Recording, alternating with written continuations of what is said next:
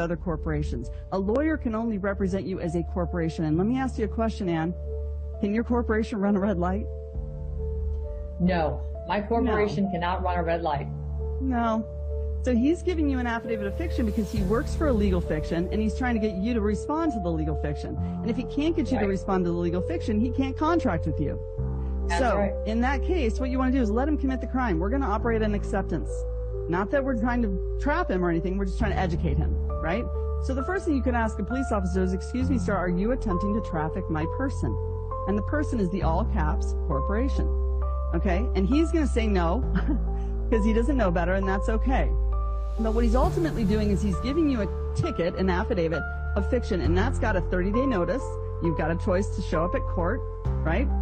You know that if you don't show up at court, you're presumed guilty, right? And you know that they're going to then sell that as a debt instrument. But what you don't know is that in every court case, they're going to open up a trust in your name. Now, did you give them permission to do that? And I did not. And then what they're going to do is they're going to put 3 bonds in that trust. They're going to put a bid, a performance, and a payment bond in there.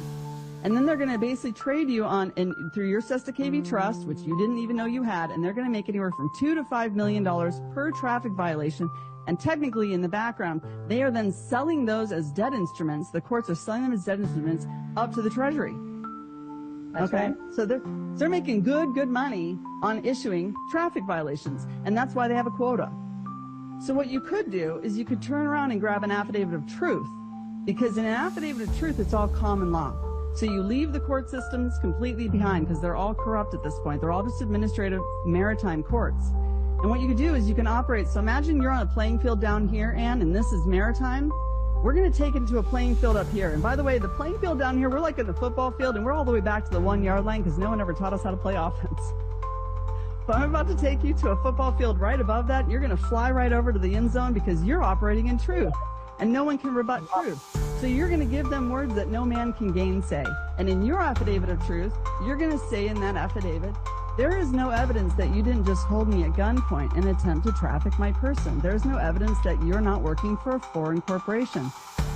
There's no evidence that you are actually, in fact, a police or policy enforcer for the original republic.